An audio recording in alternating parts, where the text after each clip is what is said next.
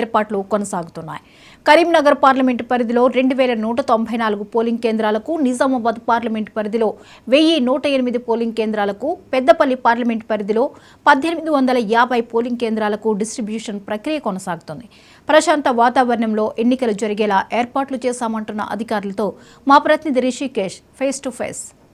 సార్వత్రిక ఎన్నికలకు సంబంధించి ఆయా పార్లమెంట్ పరిధిలో జరిగేటువంటి పోలింగ్ ప్రక్రియకు సంబంధించి పూర్తిగా సర్వం సిద్ధం చేశారు అధికారులు. అయితే ప్రస్తుతం మనం కరీంనగర్లోని ఎస్ఆర్ఆర్ కళాశాల వద్ద ఉన్నాం. ఇక్కడ పూర్తి స్థాయిలో కరీంనగర్ చొప్పదండికి సంబంధించినటువంటి పార్లమెంట్ ఎన్నికలకు సంబంధించినటువంటి డిస్ట్రిబ్యూషన్ ప్రక్రియ కొనసాగుతూ ఉంది. ఎలాంటి పరిస్థితులు ఉన్నాయి మనతో మాట్లాడడానికి అసిస్టెంట్ రిటర్నింగ్ అధికారి మహేష్ ఉన్నారు. సార్ చెప్పండి, పోలింగ్ ఎలాంటి ఏర్పాట్లు చేశారు? కేంద్రంలో మొత్తం 395 పోలింగ్ కేంద్రాలు రిపోర్ట్ చేయండి. మీకు మైక్రో అబ్జర్వర్ టేబుల్ అసైన్ చేయడం జరిగింది. 395 కేంద్రాలు ఉన్నాయి. 39 సెక్టర్లుగా డివైడ్ చేశారు. 39 మంది రూట్ ఆఫీసర్లు ఉంటారు. అయితే సమస్యాత్మక గ్రామాల్లో కూడా సీసీ కెమెరాలు ఏర్పాటు చేశాము, వెబ్ కెమెరాలు ఏర్పాటు చేశాము, అలాగే సిఏపిఎఫ్ బలగాలు, మైక్రో అబ్జర్వర్లు కూడా ఏర్పాటు చేశాం. కాబట్టి ఎలాంటి సమస్య అనేది ఉత్పన్నం కాకుండా చూస్తున్నాం. ఎంతమంది సిబ్బందిని వినియోగిస్తారు? అంటే మొత్తం 3000 వరకు పీఓ, ఏపీఓ అండ్ ఓపీఓ సిబ్బంది, ఇది కాకుండా బిఎల్ఓలు కూడా దీనిలో పాల్గొంటున్నారు. సార్, అంటే ఏదైనా సమస్యాత్మక ప్రాంతాల్లో ఎట్లాంటి పోలింగ్ ప్రక్రియకి ఎలాంటి ఏర్పాట్లు చేయాలి? పోలింగ్ ప్రక్రియలో ఎలాంటి ఆటంకం అనేది ఉండదు. ఎందుకంటే అక్కడ సిఏపిఎఫ్ బలగాలు ఉంటాయి. ఎలాంటి ఇబ్బంది కాకుండా అలాంటి మన ప్రాంతంలో లేవు. అయినప్పటికీ కూడా each and every precautionary measures తీసుకున్నాం కాబట్టి సమస్య అనేది ఉత్పన్నం కాదు. సార్, పోలింగ్ ప్రక్రియ పెరగడం కోసం ఎలాంటి అవగాహన కార్యక్రమాలు కావచ్చు, ఎట్లాంటి ఏర్పాట్లు? పోలింగ్ ప్రక్రియ పెరగడానికి కోసం గత 3 నెలలుగా స్వీప్ యాక్టివిటీ అనేది ఏర్పాటు చేస్తున్నాము.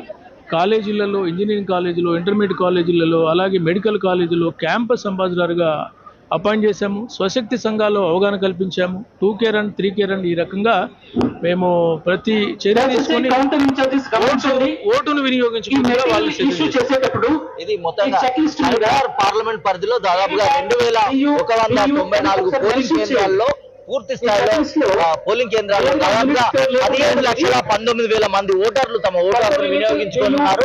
ఎస్ఆర్ఆర్ కళాశాల వద్ద మనం చూస్తున్నాం. పూర్తి స్థాయిలో ఏర్పాట్లకు సంబంధించినటువంటి డిస్ట్రిబ్యూషన్ ప్రక్రియ ఇక్కడ కొనసాగుతా ఉంది. ఇక్కడ మరోవైపు పెద్దపల్లి పార్లమెంట్ పరిధిలో చూసుకున్నట్టయితే 1828 పోలింగ్ కేంద్రాల్లో దాదాపుగా 15,96,000 మంది ఓటు హక్కును వినియోగించుకున్నారు. నిజామాబాద్ పార్లమెంట్ పరిధిలో చూసుకుంటే 1888 పోలింగ్ కేంద్రాల్లో ఏర్పాటు చేశారు. అక్కడ 17,05,000 మంది ఓటు హక్కును వినియోగించుకొని ఉన్నారు. కరీంనగర్ లో 28 మంది పార్లమెంట్ అభ్యర్థులు బరిలో ఉండగా పెద్దపల్లికి సంబంధించి 42 మంది అభ్యర్థులు బరిలో ఉన్నారు. నిజామాబాద్ కి సంబంధించి దాదాపుగా 29 మంది అభ్యర్థులు బరిలో ఉండగా ఇక్కడ 2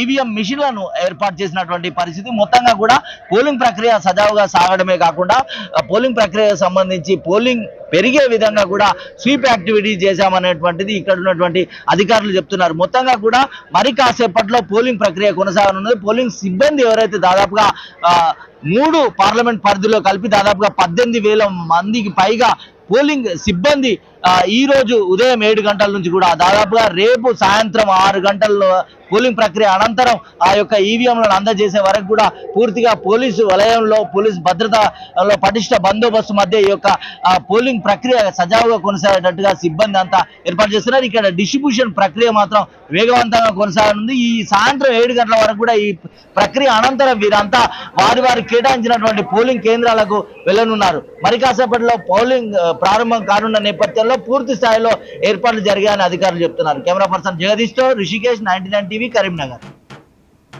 తూర్పుగోదావరి జిల్లా గోపాలపురం నియోజకవర్గంలో ఎన్నికలకు సంబంధించి అన్ని ఏర్పాట్లు చేస్తున్నారు అధికారులు. ఎలాంటి అవాంఛనీయ ఘటనలు జరగకుండా పోలీసుల పహారాలో ఎన్నికలు జరుగుతాయని అధికారులు అంటున్నారు. ఇక జిల్లాలో మొత్తం 248 సమస్యాత్మక పోలింగ్ కేంద్రాలు ఏర్పాటు చేశామని రిటర్నింగ్ ఆఫీసర్ శివజ్యోతి తెలిపారు. స్వేచ్ఛగా వినియోగించుకోవాలని చెప్పేసి ఆశిస్తున్నాం. Thank you very much. Model polling stations 5 పెట్టామండి. గోపాలపురంలో 1, ద్వారకా తిరుమల 2, దేవరాపల్లి 1, నల్లజర్ల 1 పెట్టడం జరిగింది.